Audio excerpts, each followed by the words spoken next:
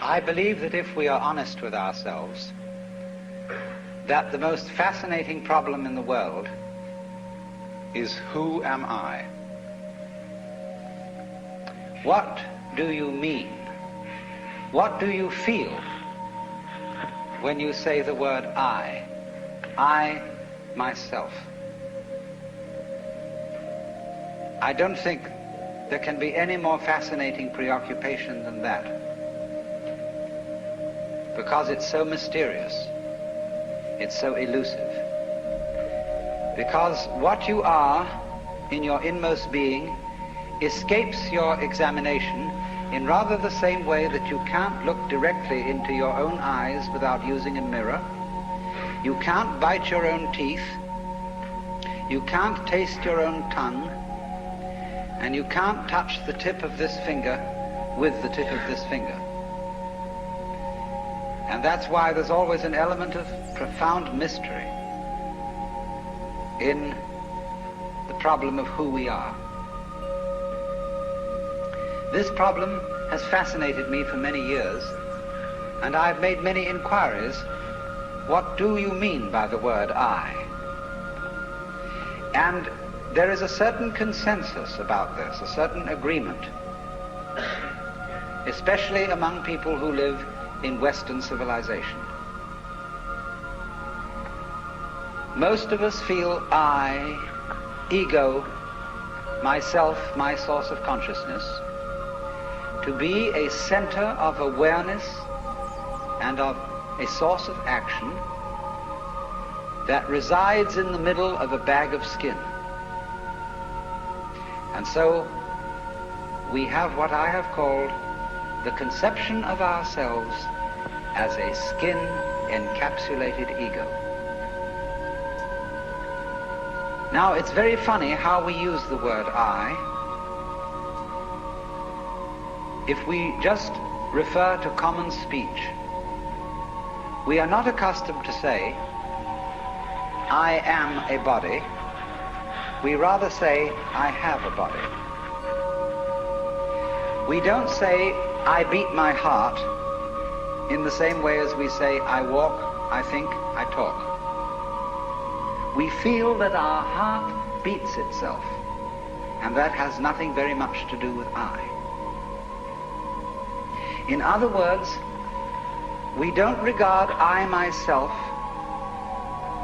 as identical with our whole physical organism. We regard it as something inside it. And most Western people locate their ego inside their heads. You are somewhere between your eyes and between your ears, and the rest of you dangles from that point of reference. It is not so in other cultures. When a Chinese or Japanese person wants to locate the center of himself, he points here, not here. Here to what Japanese call the kokoro, or the Chinese call shin, the heart, mind. Some people also locate themselves in the solar plexus. But by and large, we locate ourselves behind the eyes and somewhere between the ears, as if within the dome of the skull there was some sort of arrangement such as there is at the SAC headquarters in Denver, where there are men in great rooms surrounded with radar screens and all sorts of things, and earphones on, watching all the movements of planes all over the world. So in the same way, we have really the idea of ourselves as a little man inside our heads who has earphones on, which bring messages from the ears, and who has a television set in front of him, which brings messages from the eyes, and all sorts of electrode things are all over his body, giving him signals from the hands and so on, and he has a panel in front of him with buttons and dials and things, and so he more or less controls the body. But he isn't the same as the body, because I am in charge of what are called the voluntary actions. And what are called involuntary actions of the body, they happen to me.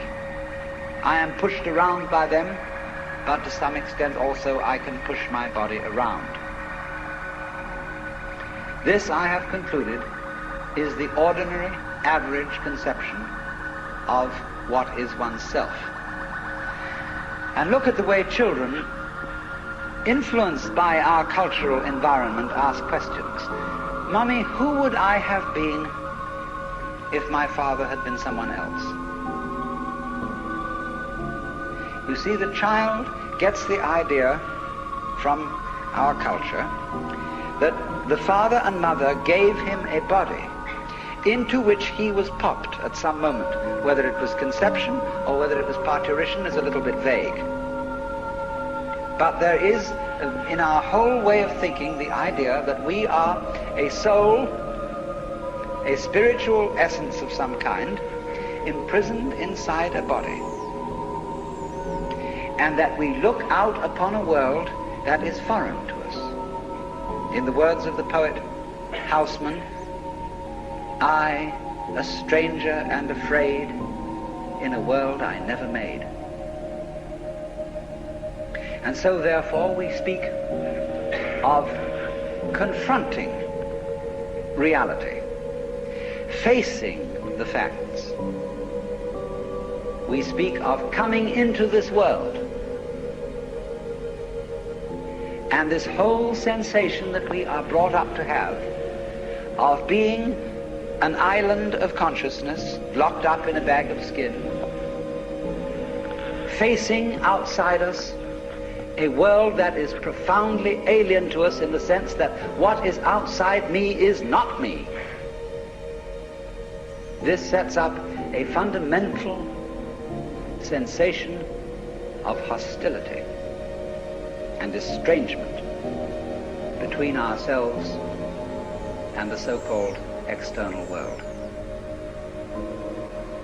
And therefore, we go on to talk about the conquest of nature, the conquest of space, and view ourselves in a kind of battle array towards the world outside us. I shall have much more to say about that in the second lecture. But in the first now, I want to examine the strange feeling of being an isolated self. Now actually, it is absolutely absurd to say that we came into this world. We didn't. We came out of it. What do you think you are? Supposing this world is a tree. Are you leaves on its branches, or are you a bunch of birds that settled on a dead old tree from somewhere else? Surely, everything that we know about living organisms from the standpoint of the sciences shows us that we grow out of this world, that we, each one of us, are what you might call symptoms of the state of the universe as a whole. But you see, that is not part of our common sense. Western man has for many centuries been under the influence of two great myths. When I use the word myth, I don't necessarily mean falsehood. To me, the word myth signifies a great idea in terms of which man tries to make sense of the world. It may be an idea, it may be an image. Now, the two images which have most profoundly influenced Western man are, number one, the image of the world as an artifact, like a carpenter's table or a jar made by a potter. Indeed, in the book of Genesis, there comes the idea that man was originally a clay figurine made out of the earth by the Lord God, who then breathed into this clay figurine and gave it life. And the whole of Western thought is profoundly influenced through and through and through by the idea that all things, all events, all people, all mountains, all stars, all flowers, all grasshoppers, all worms, everything are artifacts. They have been made. And it is therefore natural for a Western child to say to its mother, "How was I made?" That would be quite an unnatural question for a Chinese child, because the Chinese do not think of nature as something made. They look upon it as something that grows, and the two processes are quite different. When you make something, you put it together, you assemble parts, or you carve an image out of wood or stone, working from the outside to the inside. But when you watch something grow, it works in an entirely different way. It doesn't assemble parts. It expands from within and gradually complicates itself, expanding outwards, like a bud blossoming, like a seed turning into a plant. But behind our whole thought in the West is the idea that the world is an artifact,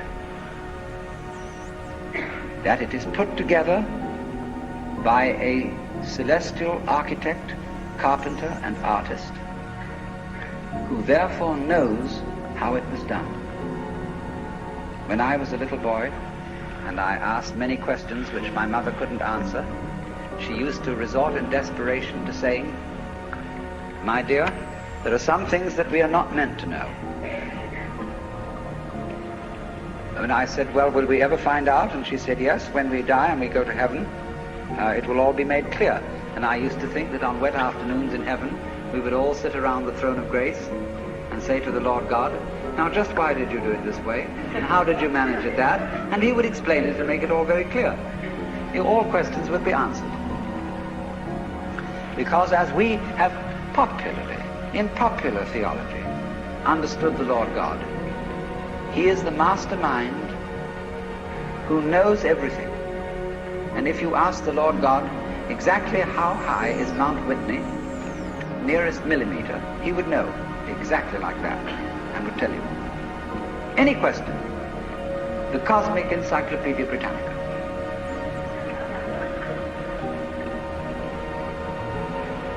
Unfortunately, this particular image or myth became too much for Western man, because it was oppressive. To feel that you are known through and through and watched all the time by an infinitely just judge. I have a friend, a very enlightened woman. She's a Catholic convert, but a very enlightened Catholic. And in her bathroom, she has on the pipe that connects the tank with the toilet seat a little framed picture of an eye. And underneath in Gothic letters is written, "Thou God seest me." Everywhere is this eye watching, and judging you, so that you always feel you're never really by yourself. But the old gentleman is observing you and writing notes in his black book. And this became too much for the West. It became oppressive. They had to get rid of it. And so instead, we got another myth, the myth of the purely mechanical universe. This was invented at the end of the 18th century. It became increasingly fashionable throughout the course of the 19th century and well into the 20th century, so that it is today's common sense. Very few people today really believe in God in the old sense. They say they do, but they really hope there is a God. They don't really have faith in God. They fervently wish that there was one and feel that they ought to believe that there is. But the idea of the universe being ruled by that marvelous old gentleman is no longer plausible. It isn't that anybody has disproved it, but it just somehow doesn't go with the vast infinitude of galaxies and the immense light-year distances between them and so on. So instead, it has become fashionable and it is nothing more than a fashion, to believe that the universe is dumb, stupid, that intelligence, values, love, and fine feelings reside only within the bag of the human epidermis, and that outside that, the thing is simply a kind of a chaotic, stupid interaction of blind forces. Courtesy of Dr. Freud, for example, biological life is based on something called libido, which was a very, very loaded word. Blind, ruthless, uncomprehending lust. That's the foundation of the human unconscious. And similarly to thinkers like of the 19th century, like Ernst Haeckel, even Darwin, T.H. Huxley, and so on, there was this notion that at the root of being is an energy. And this energy is blind. This energy is just energy, and it's utterly and totally stupid. And our intelligence is an unfortunate accident. By some weird freak of evolution, we came to be these feeling and rational beings, more or less rational. And this is a ghastly mistake, because here we are in a universe that has nothing in common with us, doesn't share our feelings, has no real interest in us. We're just a sort of cosmic fluke. And therefore, the only hope for mankind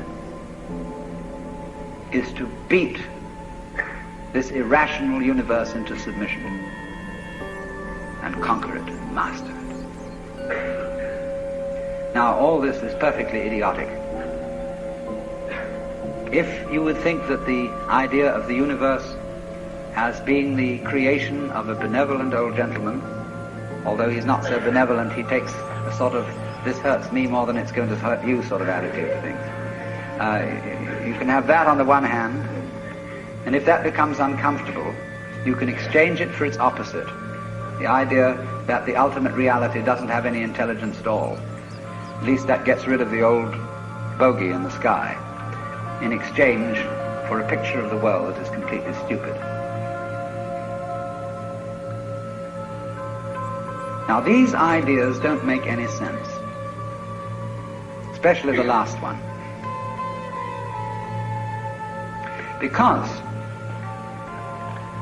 you cannot get an intelligent organism, such as a human being, out of an unintelligent universe.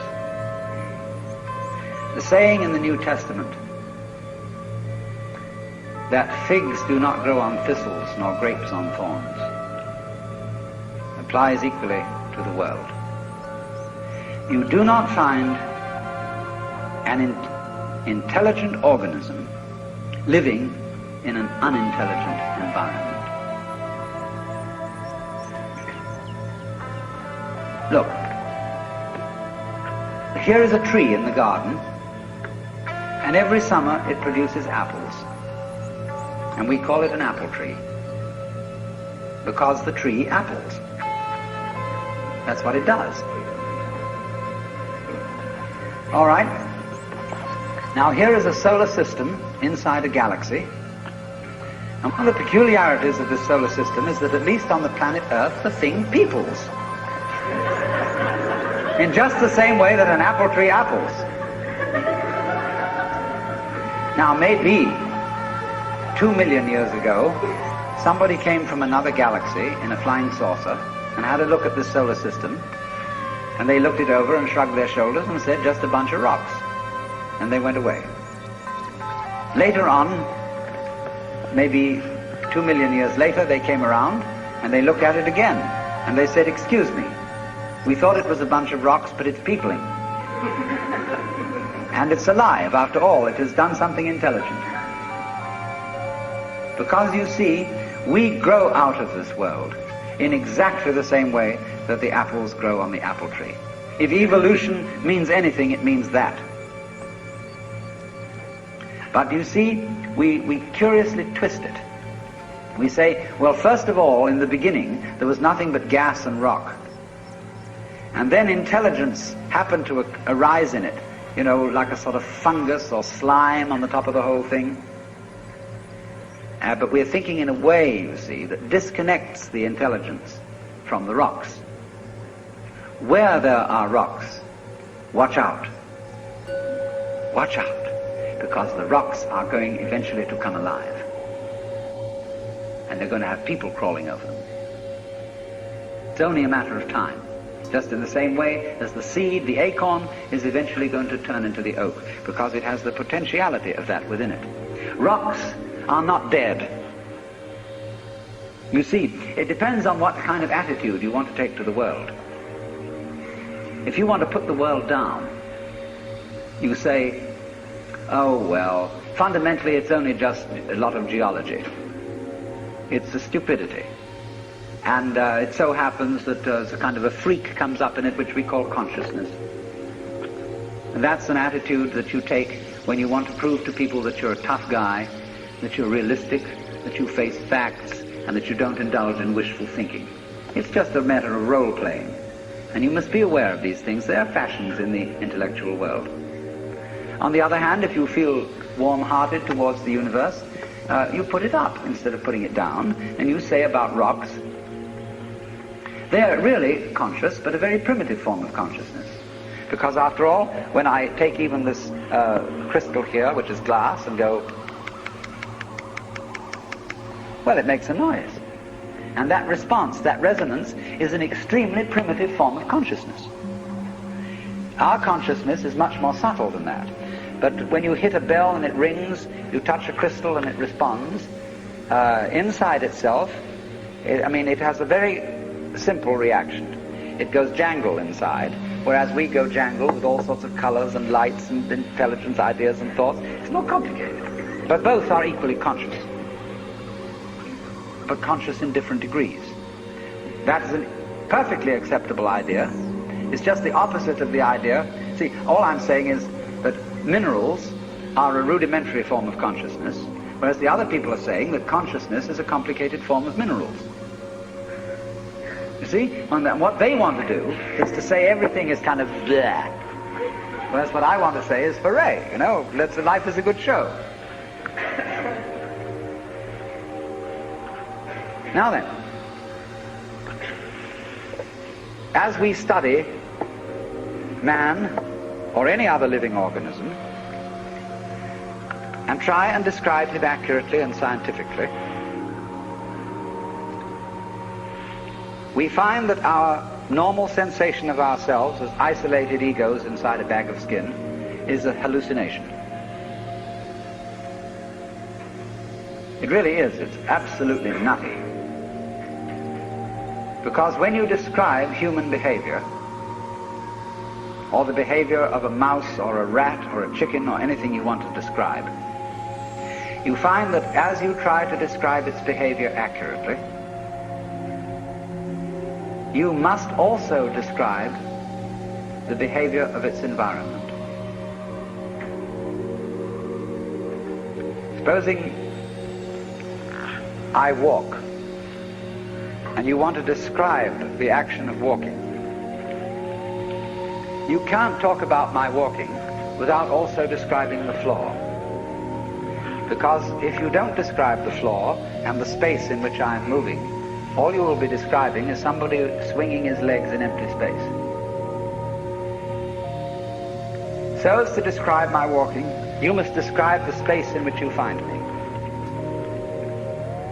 You know, you couldn't see me unless you could also see my background, what stands behind me. See, if I myself, if the boundaries of my skin were coterminous with your whole field of vision, you wouldn't see me at all. You would see my bright red vest instead. That's why I put it on this evening, to demonstrate the point. And that would be the thing that filled your field of vision, that was the thing standing there. You wouldn't see me, because in order to see me, you have to see not only what is inside the boundary of my skin, but you have to see what is outside it too. Now that's terribly important. really the fundamental ultimate mystery, the only thing you need to know to understand the deepest metaphysical secrets is this: that for every outside there is an inside, and for every inside there is an outside. And although they are different, they go together. There is, in other words, a secret conspiracy between all insides and all outsides, and the conspiracy is this: to look as different as possible, and yet underneath to be identical, because you don't find one without the other. Like Tweedledum and Tweedledee agreed to have a battle. Note that, agreed.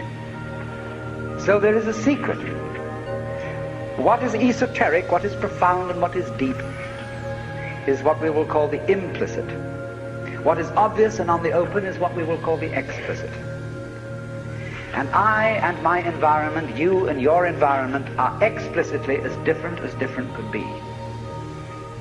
But implicitly, you go together.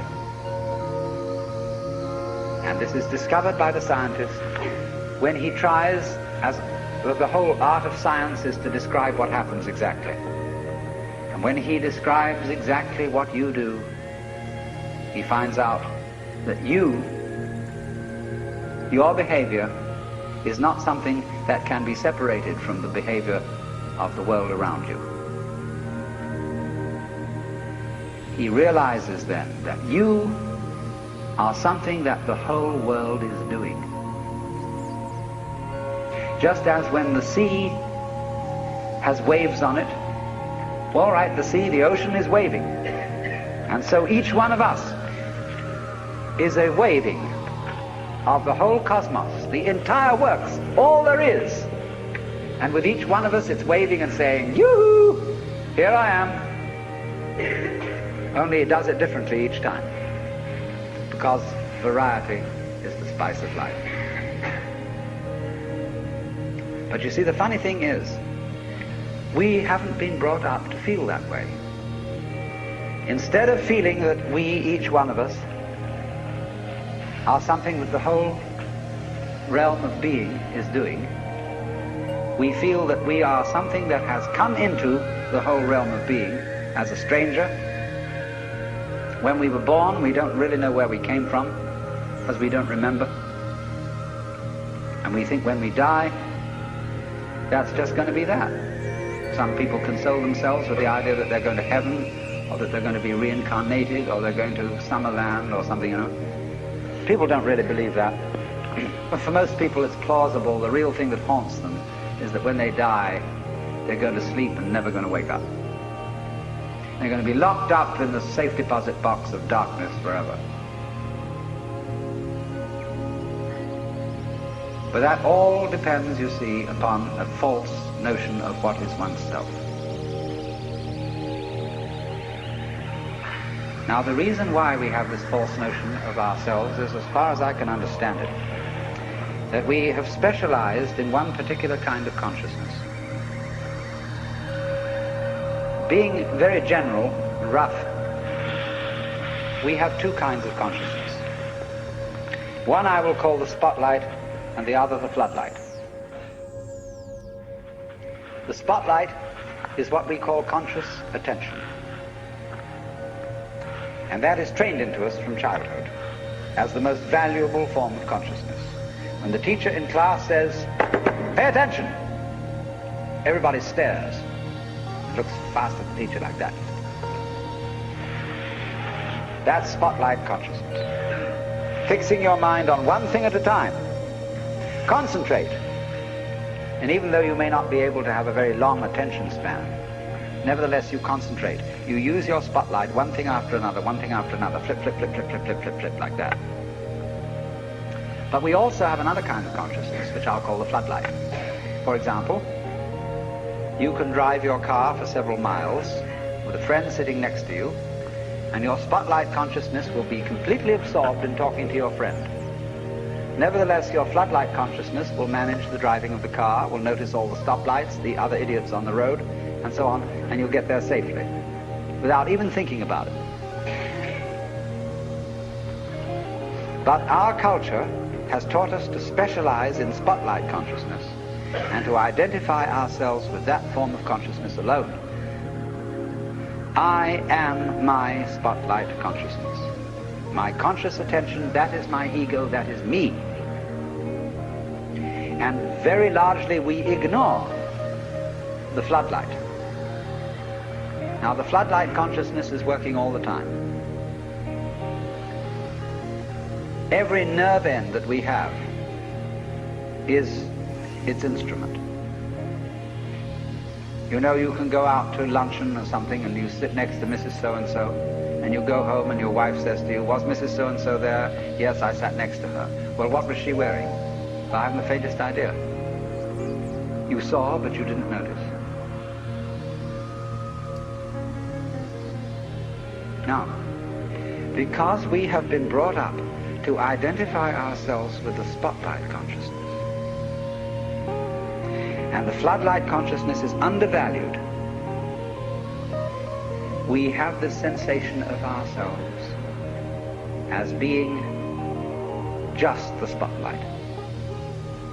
Just the ego that looks and attends to this and that and the other.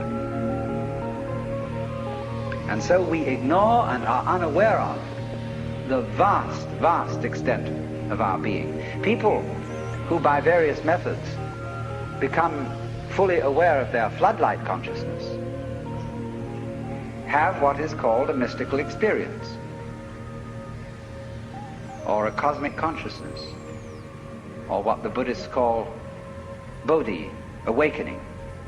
The Hindus call moksha, liberation, because they discover that the real deep, deep self, that which you really are, fundamentally and forever, is the whole of being. All that there is, the works, that's you. Only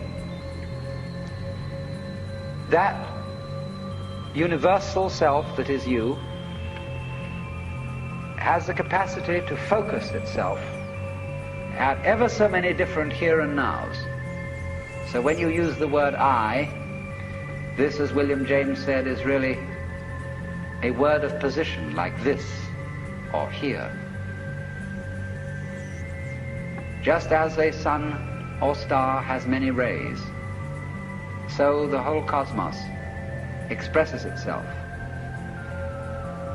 in you, in you, in you, in you, in you, with all the different variations. It plays games. It plays the John Doe game, the Mary Smith game. It plays the beetle game, the butterfly game, the bird game, the pigeon game, the fish game, the star game. Just like these are games that differ from each other, just like backgammon, whist, bridge, poker, pinochle, or like waltz, mazurka, minuet, and so on. It dances with infinite variety. But every single dance that it does, that is to say, you is what the whole thing is doing. But you see, we forget it. We don't know. We've been brought up in a special way so that we are unaware of the connection, unaware that each one of us is the works, playing it this way for a while.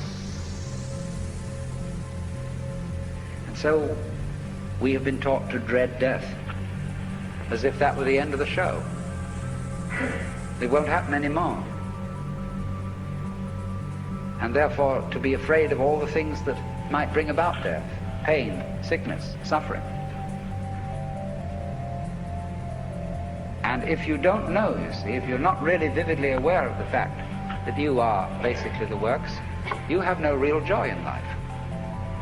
You're just a bundle of anxiety mixed up with guilt. Because you see, when we bring children into the world, we play awful games with them. Instead of saying, how do you do? Welcome to the human race. Now, my dear, we are playing some very complicated games. And these are the rules of the game we're playing. I want you to understand them, And then you learn them, and then when you get a little bit older, you may be able to think up some better rules. Instead of being quite direct with our children, instead we say, you're here on probation, you understand that? And maybe when you grow up a bit, you'll be acceptable. But until then, you should be seen and not heard. You're a mess. And you've got to be educated and schooled and whipped until you're human. So that these attitudes which are inculcated into us in infancy go on into old age. The way you start out is liable to be the way you finish. So people going around fundamentally feeling that they don't belong. Because their parents said to them in the first place, look, you don't really belong here. You're here on sufferance. You're on probation. You're not a human being yet. And people feel this right on into old age. And so they figure that the universe is presided over by this awful kind of God the Father parent, who, yes, has our best interest at heart, is loving, but who spares the rod spoils the child. Whom the Lord loveth, he chasteneth. So everybody's sort of, when's it going to hit next? So don't feel that they belong. So we get this ghastly, what I call Christian ego. It's a little bit Jewish too.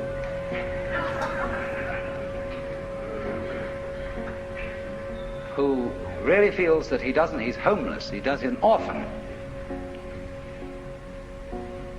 Even the Christians say we are sons of God by adoption and grace. Not real sons, but by adoption and grace on sufferance. And so comes this sensation, you see. So characteristic of Western man and indeed of all highly civilized people. Of being a stranger in the earth. A momentary flash of consciousness between two eternal blacknesses. And therefore, in constant contentiousness with everything around you, not only with other people, but with the earth, with the waters, and the symbol of it all in our culture is the bulldozer.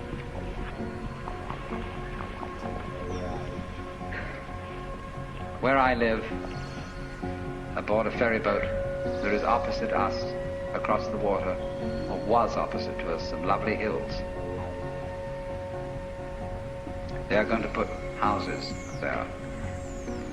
But they are going to try and put the sort of houses you would find in a suburban tract lot, on a hill, of all things. Because a good architect can make a house fit the hill. He doesn't have to destroy the hill to put a house on it. And if you want to live on a hill, obviously you want to live on a hill. And you don't want to destroy the hill by virtue of living on it. But that's what they do, especially in California. Because Texas is kind of flat, and they don't have to do that kind of thing. But in California, where we've got lots of hills, they always scrape the tops off them till they're perfectly flat. Then they put houses on, and then they scrape them off in terraces all the way down. They upset the ecology of the hill, and eventually all the houses fall down. And so what? But by that time the payments have been made. But that's because the builder doesn't feel that the external world is his own body. It is. The external world is your own body extended.